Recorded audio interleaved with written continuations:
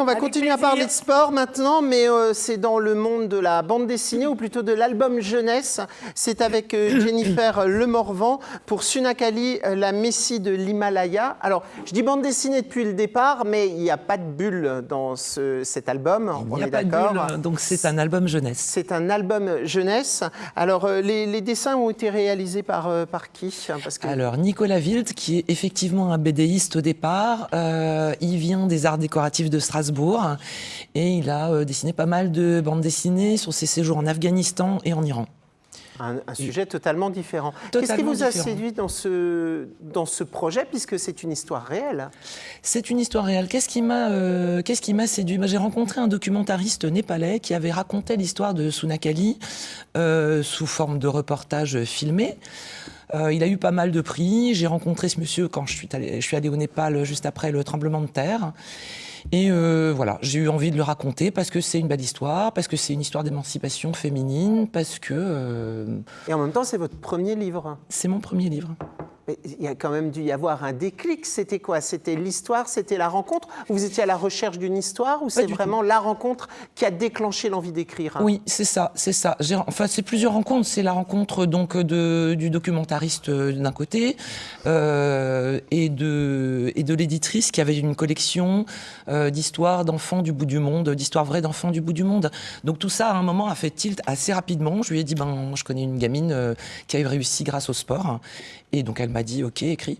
Voilà. Alors ça, c'est l'histoire. Cette jeune fille, justement, qui habite au Népal, Ouais. dans un village paumé, on peut le dire, Ouais. et qui joue au foot en cachette, et qui va réussir un peu son ascension sociale grâce au foot et grâce au sport. C'est tout à fait ça. En fait, elle joue avec ses copines au lieu de garder les chèvres.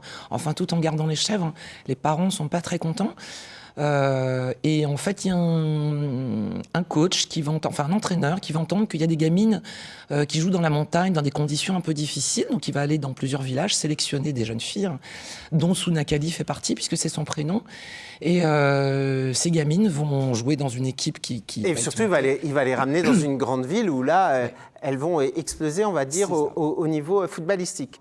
Je ne sais pas si vous, justement, le fait que ce soit une fille qui joue au foot, Jennifer, ça vous a intéressé dans l'histoire, au-delà que ça se passe au Népal, un pays que vous aimez bien, que vous affectionnez. Est-ce que, justement, que ce soit un sport qui soit un peu plus connoté garçon à la base, ça vous a aussi attiré dans l'envie d'écrire cette histoire? Honnêtement, non. Je connais rien au foot. Je suis un peu même réticente, on va dire ça. Non, oui, évidemment, ce qui m'intéresse, c'est que c'est un sport qui est masculin. Un peu partout dans le monde. C'est les petits garçons là-bas qui jouent. C'est jamais des filles. Ce sont jamais des filles. Donc, oui, évidemment. Parce que c'est un album jeunesse, mais il est très féministe dans son texte. Bien sûr. Mais enfin bon, les gamines là-bas, elles sont mariées à 14 ans en général. Enfin, dans les villages, je parle pas de Katmandou. Elles sont mariées à 14 ans. En général, elles ont un enfant dans la foulée. Et leur vie, c'est quand même de faire à manger, de faire le ménage et de garder les chèvres, quoi. Donc oui, quand on voit que des gamines arrivent à s'en sortir grâce au foot, mais grâce à plein d'autres choses, il se trouve que là, c'est le foot. On est content pour elles. Aujourd'hui, Sunakali et une de ses amies donc, de l'équipe ont 18 ans. Elles sont en première année d'école de commerce. Voilà, ça n'arrive pas à toutes les filles de l'équipe. Ça veut dire que ça peut être aussi un ascenseur social pour les filles comme pour les garçons, le sport? Oui.